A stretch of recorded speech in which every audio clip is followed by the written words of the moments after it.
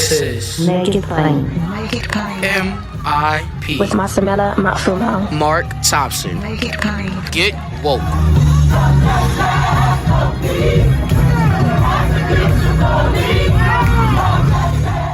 Ladies and gentlemen, my guest today is distinguished professor of homiletics and pastoral theology and a research scholar in religion and humanities at the Samuel DeWitt Proctor School of Theology at Virginia Union University. He also serves as the chair of the theology faculty and pastor of Second Baptist Church at Richmond, Virginia. He's a former president of the Academy of Homiletics and recipient of the Henry Luce Fellowship in Theology. He's down in Virginia. This is a timely discussion. I'll explain his powerful new memoir, just published, in My Encounter with Racism and the Forbidden Word in an American Classic. Reverend Dr. James Henry Harris joins us from the Old Dominion. Dr. Harris, God bless you, brother. How are you today? Thank you, Reverend Mark. I'm doing fine. I appreciate the opportunity to be on with you today and to chat about some of the things that are going on, not just about the book that's going on in the world. Well, one thing that's going on in Virginia, of all places, that's why this is a timely conversation.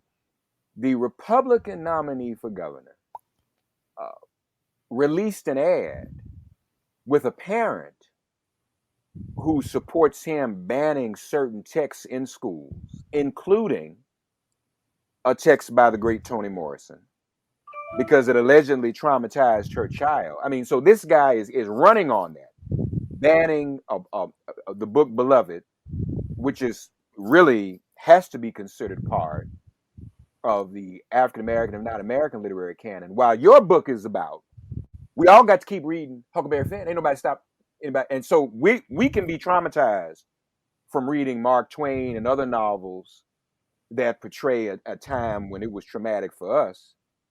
But we're going to ban books by Black authors. That's what's going on in Virginia right now. That's an issue in the election in Virginia.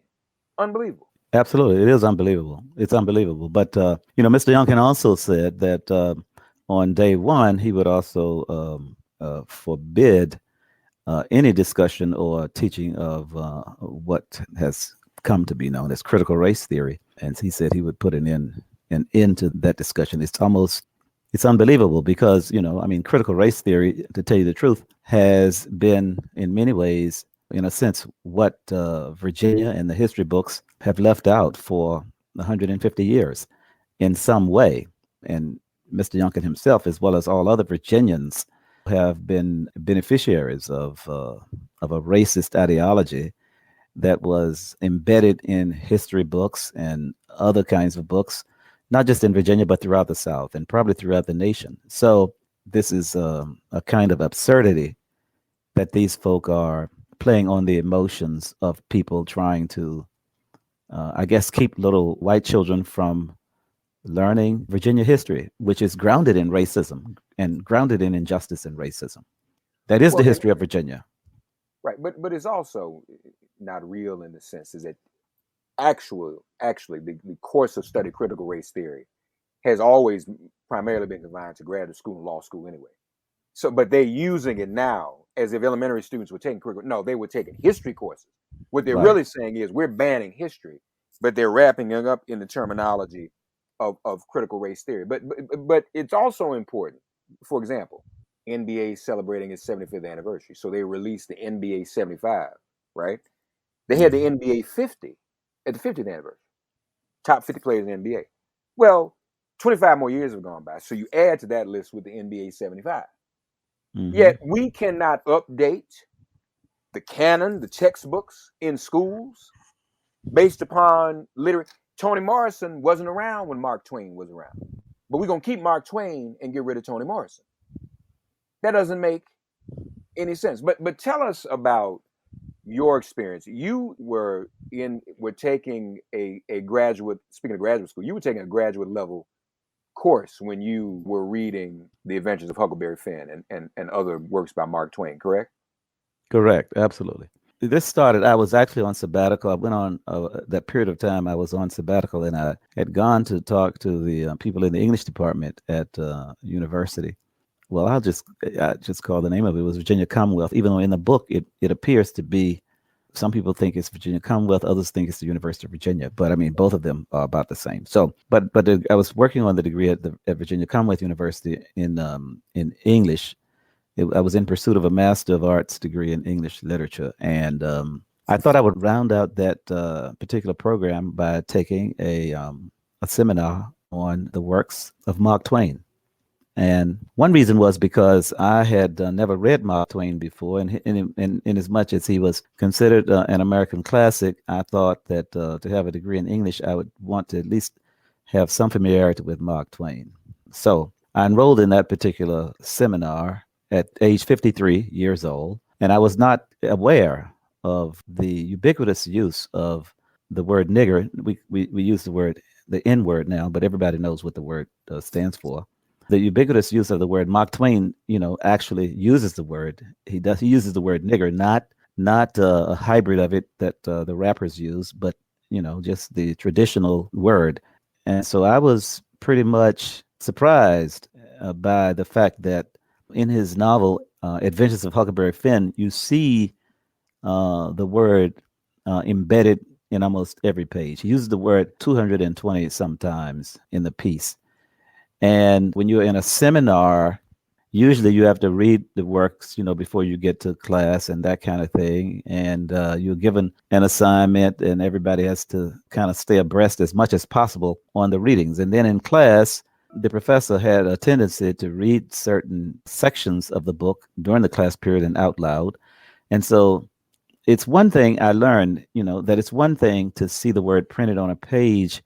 It's another to have the word audibleized and oralized by white students who had the permission pretty much to use the word nigger because it was embedded in the text, and Twain had used it so ubiquitously.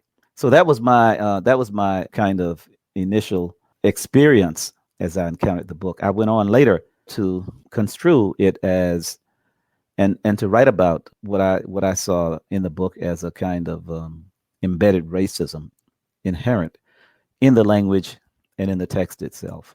That was complicated because nobody sort of believed that, and there's still, the jury is still out on whether Twain was a racist or not. So there are two sides of that same story. Believe it or not, Toni Morrison was pretty much in support of Twain and in support of Adventures of Huckleberry Finn, which is why we should support her works. But the thing is, I guess in your class, it must have been jarring that the instructor and the students were using the word so casually, right? Absolutely. It was casual, and it was that's an excellent term for it, casual, cavalier. But they, in some sense, were reflecting, on the text, on the text itself, which granted permission for the word's usage, because it was, you can't turn a page in that novel without seeing the word. It's almost impossible. But the professor, they all took certain pride, in Twain, in Mark Twain's works. Twain works himself, and Adventures of Huckleberry Finn, had become an American classic, even though there were people who were offended by it when it first came out. One librarian up in the Northeast had called it the veriest of trash. But I think the book took hold in American society, in American culture, and in American education. It took hold, I argue, in the kind of critical elements that are in the book that I wrote, the kind of literary criticism. I argue that the book became an American classic mainly because of its use of the word nigger and its unabashed, use of the word. And Twain, whether he was interpreted correctly or not, was expressing the views of white Americans. More MIP after this message. So would you argue then that this book, because that was what made it so popular, you would argue that's the only reason it was popular, and therefore it should not be as valued or as classical as people would argue for it to be? Well, have to be a little careful, only because Twain is a pretty good writer.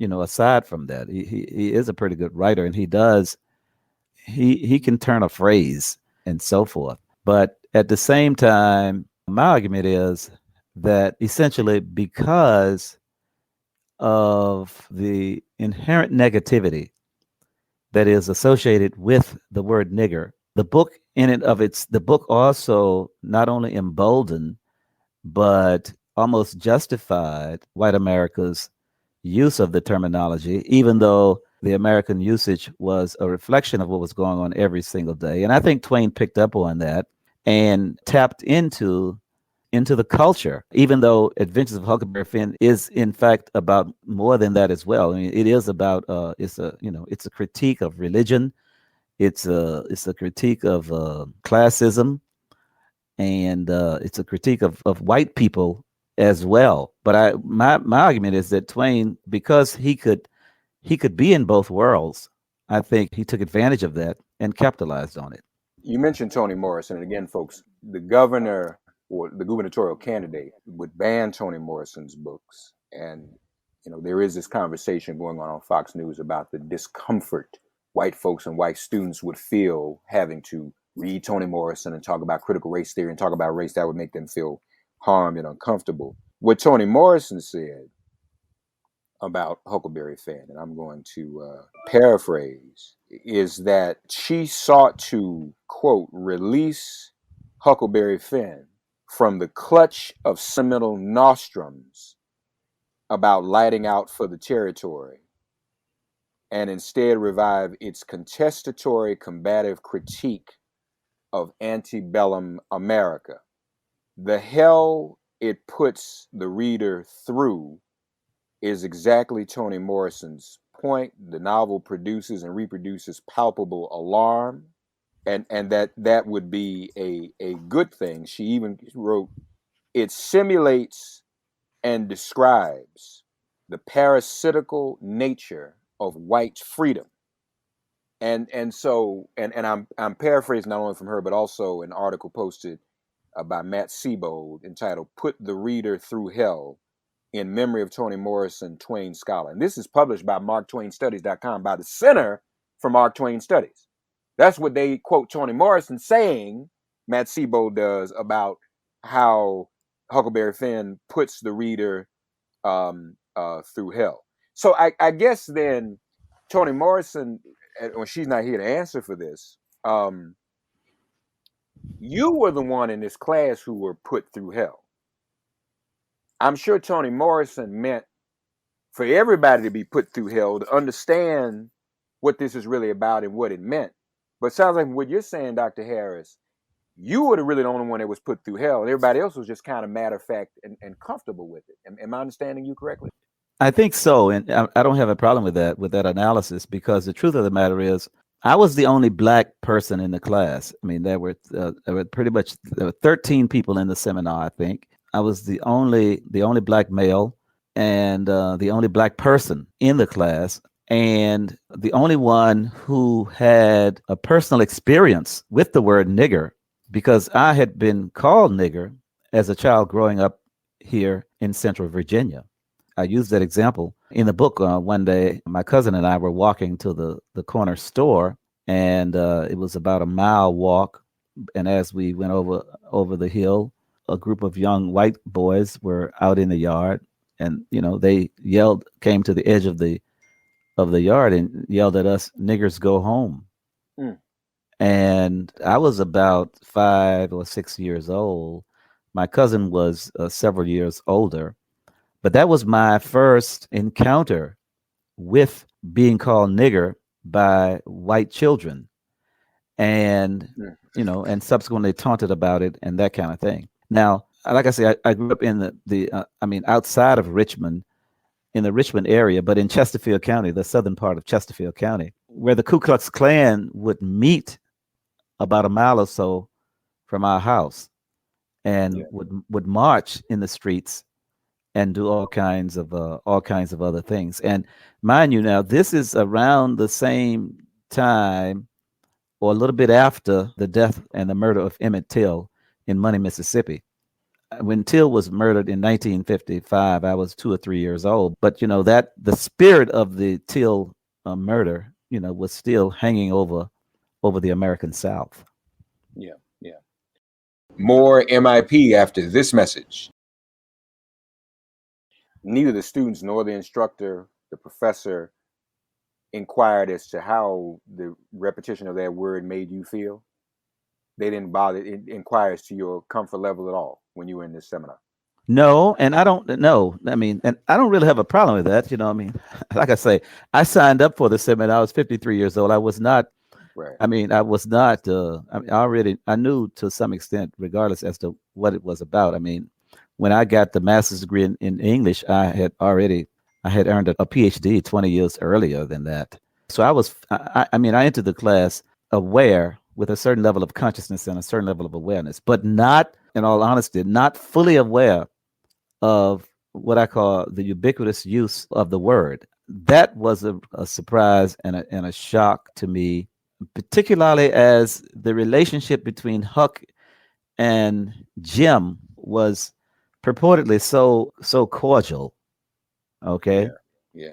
But again, typical of whites and certainly typical of Virginia and representative of the kind of racism that is embedded in the literature, embedded in the language, embedded in the culture, embedded in the practices, embedded in the everyday lives of blacks and whites in America. Yeah. That is critical and important. And you've used the term here in our conversation, which is totally acceptable. The book, though, Fortress Press is the publisher. I noticed they use just the N. How do you feel about that? I mean, Dick Gregory's book, God rest his soul, he used to always talk about how proud he was. The title of his book was Nigger. And he always advocated to not use the N word because other racial epithets don't have that. He agreed with the expression of it fully. How you're using the word, but the book title is N. So how do you feel about that? Yeah, well, I worked on the book a long time. I tried to get the book agented, first of all. And this is a reissuing of the book that was first published in 2012 under the title The Forbidden Word. But now, so in the preface of the book, though, I argue that N equals nigger and nigger equals N. So it's a tautology in a sense. So you're just going around in a circle. And the politics of publishing in the publishing world is such that they cannot bring themselves to publish a title nigger. They just can't bring themselves to publish that word in that title because I think in some sense N is just much more palatable for the American conscience and society today. But we all know exactly what N means and what it stands for. And I say in the preface to this book that you might as well say the word. I mean, because they're the same. It's like 1 and 1 is 2, and Right. and 3 minus 1 is 2. So I mean, you're coming up with the same thing, regardless as to how you want to approach it. But just for the record, let me just say, earlier on, I had a title for this book, a new title, and the title was called. It was a take on Twain and a take on the way that that blacks use the term. So the book was called Nigger Nigger, Nigger Nigger. Uh-huh. But that didn't get anywhere either. Nobody would publish it. So you have to in the publishing world, you make certain concessions and it's a part of the editorial process and blah blah blah. So let's go down that road a bit. And you touched on this, the tautology, but let's go a little bit deeper, and especially in light of the other book you were trying to get published. How do you feel about our people using the term as often and as freely as we do? And I like what you said. I'm going to borrow that sometimes because sometimes you just end up going in a circle. But in general, we use it very loosely. Not only do we use it, the younger generation. I mean, my son's black, but I've witnessed some of his peers who are either white or Latino. My nigga, and it's almost like I see young women now. Forgive this term, y'all. Hey, bitch, what's up? Now, you and I can't do that. We can't call a female friend and say, hey, bitch, what you doing today, bitch? this my bitch, my nigga. I mean, so there is a culture now where people they take pejorative terms and kind of flip them in more of a fraternal way, I guess. But Yeah. what do you think about those of us as African Americans in particular using the word nigga, be it ER or ending in an A, when we refer to each other? I know the NAACP once had a funeral for the word. That didn't go anywhere. I mean, hip hop culture uses it. I mean, what does that say to you? What is instructive about that? Yeah, I talk about it in the book. As a matter of fact, I do make references to it. I think that, it's clearly complex, but at the same time, I basically want to suggest that if you don't know the history of the term, Mm-hmm. and if you don't know the deep harm it has caused to African Americans, to blacks in this country, if you don't know that the history of the term is grounded in the pejorative, it's grounded in negativity, and it's grounded in evil. Now, if you don't know that, then I think that you need to go back and study Black history, African American history, and know the source of this word. Now, on the issue of flipping, I mean, the problem with flipping is the same problem that I talked about just a second ago when I talk about using N or nigger. Mm-hmm. Mm-hmm. I mean, so flipping is essentially the same thing. Blacks and the rappers, I mean, they don't use NIGGR, they use NIGGA, and Right. they want to argue that's they want to call that flipping or this and that and so forth. But I think that, I mean, that's complex too. I'm not sure you haven't really flipped anything. I mean, the truth of the matter is, and you are propagating and perpetuating the same kinds of issues that I think that the word is laden with in American history and American culture. But the word will not go away. The word will not go away because of the same reason I mentioned. Adventures of Huckleberry Finn will not go away. Adventures of Huckleberry Finn will continue to be read and will continue to be taught. The word nigger will not go away, even the way the rappers and others use it, is because the record moguls and the publishing moguls, they also know that there is a certain appetite for the use of that word, the use of the word in Black culture, and the use of it in white culture as well. And from the last time I did any look at this or studied this, it looked like rap music was the number one genre probably around the world, and the use of nigger in the rap music is as ubiquitous as the use of nigger is in Twain's Adventures of Huckleberry Finn, if not more so. And I think again that's highly correlative with economics. It was correlated with economics in the novel, and I think it's correlated with economics in the rap songs and in the music. Yeah. Virginia. Again, this debate around Toni Morrison. You've got someone running for governor. It's looking kind of tight. Virginia, there are Trump supporters who want to take Virginia back. We know about what happened in Charlottesville. Both sides, many sides, and Trump's whole thing. What is the state of Virginia right now? What is going to happen? Will that mentality be turned back once again, or do these right wingers and Confederates have the upper hand? Is the South rising again in Virginia, Dr. Harris? The South is always, in my view, just a step away from returning to its old self. And I think, unfortunately, in this governor's race is purportedly very tight. Now, Mr. Biden won Virginia by 10 points. And the spread between these two candidates, is probably less than 5. And I don't know. I mean, I think that the key here for blacks in Virginia is a matter of getting out the vote, really, literally getting out the vote. And that's much more difficult in a non-presidential year.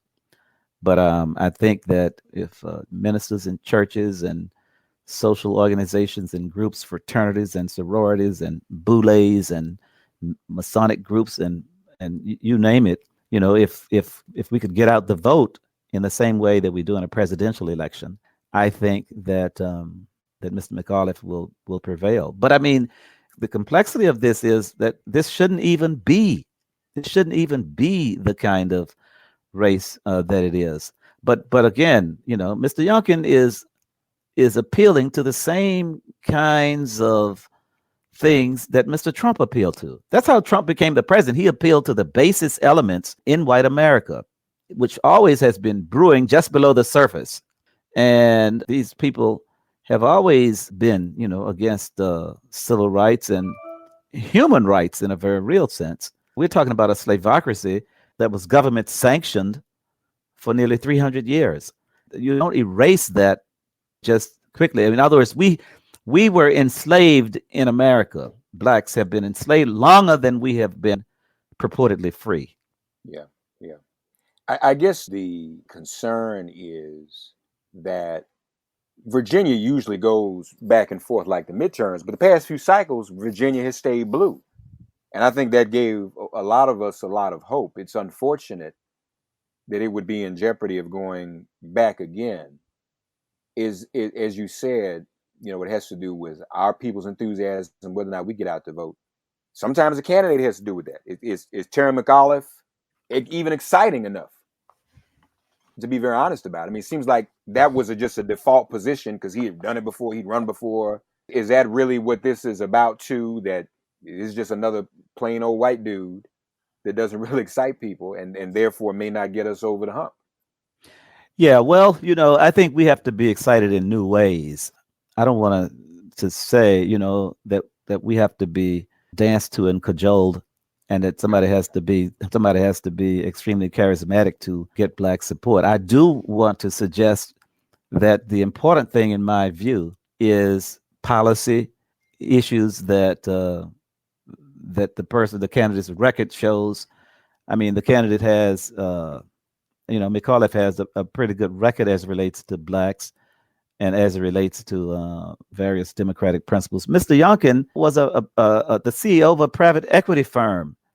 I mean, I used to be a business student also at some point in my life, so I know that, and as well that what CEOs of private equity firms. I mean, he was the co-CEO of Carlyle, and what these people do is they slash and burn. I mean, that's what they do. And what these people don't understand is, in my view, all the things he thinks he's going to support. I mean, he's going to be slashing teachers and slashing other things that he thinks might be too costly. That's what he's done. That's how he became essentially almost a billionaire, and that's why he is able to almost buy this election. Because before this primary, just a year or so ago, I never heard of him. And now his presence is as ubiquitous as the presence of the word nigger is in Mark Twain's Adventures of Huckleberry Finn. Everywhere you look and everywhere you turn, you see something about Glenn Youngkin. And if Virginia is not careful, I mean, the pundits think that the Democrats can still pull this off, but listen at the language, pulling it off. And you'll be pulling it off by the thread of your, it'll be, and I do think it is critical, however, for it to be pulled off, because I think if the Republicans take back Virginia, that this is going to greenlight Trump to really believe, that he can truly run for the presidency again. And so my thinking is that everybody in Virginia who has an opportunity to get out and vote needs to get out and vote. And I have no problems in telling Black people who they should vote for. Vote for somebody, who at least has some modicum of your interest in mind. But I do want to also argue that people are just pissed off with the Democratic Party. In some sense, Black people are too. I mean, come on, you have, they have the Senate, they have the House, they have a majority, they have the presidency, all three branches of government. They still can't get nothing passed regarding voting rights, still can't get anything done, regarding this infrastructure bill. I mean, it's absurd, absolutely ridiculous that the Democratic Party would allow themselves to be held hostage by two senators. Yeah. And you're right. I mean, it goes back to the question I would ask you, without people feeling motivated And it's not just that. If it weren't for African Americans in particular, Democrats wouldn't be in the majority. Democrats wouldn't have the White House. And yet, what are we getting back when you elect people to office? What are we getting from that as African Americans? That's the whole point. Is absolutely, and that's a serious question, and I think that's one of the issues. You know, I mean, if the Democrats can't get the voting rights bill passed, and you know, if the Democrats can't get the those things that are very basic to American democracy, then that's really troubling. And the thing that troubles me the most, you know, is that Mitch McConnell and the Republicans, they standing as a block, blocking every and anything that Mr.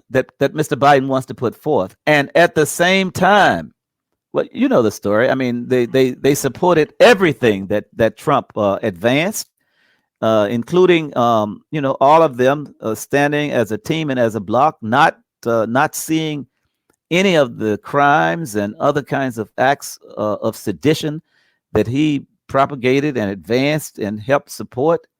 And you know, it's like they are rewriting history. They are saying that pretty much that didn't happen. And that's, in other words, they have bought not only into the lie that Mr. Biden is president, but it's like, I don't know where you are. I'm looking at your background, which looks to me like New York City or L.A. Yes, I'm in New York. Yes, sir. In New York. Okay, so just as an example, Trump would say that the background behind you is not New York, that it's somewhere in Iowa, and that's what he would say to people. Right. And you can see it yourself. You can see. Yeah. But yet he says what you see is not what you see. Yeah. And people believe that. Yeah. So it's really terrible. You mentioned Charlottesville, you know, Charlottesville as well, which was you know, that's exactly, you know, what Trump, you know, he said, you know, there were good people on all sides, which was obvious that was not the case. But, you know, he has the ability to say that what is not, and what is not is, and therefore, and the American people tend to buy into it. I'm almost speechless, and I'm at a loss when it comes to how our people and how so many African Americans in particular could support something like that. And you know, and I'm learning, at least based on the last reading that I did about this, that black males, you know, are much more supportive of Trump than they were for any other Republican presidential candidate. So I don't know what's happening to black people. I do know that I have had, you know, people in my own church who were also Trump supporters as well. This is a black church that's almost 200 years old. Well, so, but just real quickly though, on that point. So Trump has not come to Virginia to campaign, correct? Correct. No, he hasn't. Not to my knowledge. Yeah, I don't think he had. And see, that's what's also very interesting about this, because to your point, if Youngkin wins and beats McAuliffe, while one could say that enables Trump more, I don't know. Because the debate right now is for next year, for the midterms. Does he come out? Does he announce his candidacy for president, or does he wait? Because that's the big question that people are asking, is whether or not that helps or hurts. You know, and I think if Youngkin does win, that jury's still out on that question. Because the question then will be, well, did he win because Trump did not come out to campaign for him? Whereas if he loses, it doesn't really matter. But I think that's going to be something that people are going to have to consider, because I think the Democrats and the Democratic leadership believes, Dr. Harris, that if Trump comes out and campaigns openly and announces he's running for president, and 2022 really becomes 2024 early, they're in trouble. And there are those who don't want that. On the other hand, there is the Trump voter. There are those who will not vote at all on their side, it's been shown, if Trump is not on the ballot.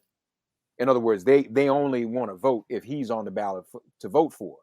But if not, they don't come out to vote, and that benefits the Democrats. So, I mean, I think those are just all things to consider in this. Yeah. I think that people, you know, I mean, I was talking to one of my friends who's a political pundit yesterday, who apparently believes that, you know, it's a matter of getting out the vote. That literally, it's a matter of getting out the vote, and that you know, that Black people have to get out and vote. Preachers have to get the vote out. Social groups have to get the votes out. Fraternities and organizations have to get out the vote. And that's a, I mean, that's a challenge. When you're in a an off year like this in Virginia. But let me just say this. My thinking is that there is a lot of hope in Virginia that Virginia will not go back. And so I think that there are people who are also committed to trying to make sure that Virginia does not go back and does not become a red state again. Now, I don't have to tell you, but like in most places throughout America, the rural Virginia is red and probably is going to stay red. But the Democrats, like in almost any election, is that if we can get out the vote in urban areas, if they can get out the vote in cities and in some suburbs, if we can really get the vote out in big numbers, like Norfolk and Richmond and Roanoke and Charlottesville and Fredericksburg and so forth, but mainly in Northern Virginia, which is where there's a concentration. The largest concentration of voters in Virginia right now is probably in that Northern Virginia corridor that borders D.C. Yeah, I hear you. So to sum up, folks, and again, we invite you to check out the book, a very thoughtful memoir, In My Encounter with Racism and the Forbidden Word in an American Classic. Bottom line, and there has been debate about Mark Twain and his books, and particularly Huckleberry Finn. Should this book, Toni Morrison, as you said, who is a factor in this election in Virginia, folks, coincidentally, Toni Morrison said the book needs to be read to expose white supremacy.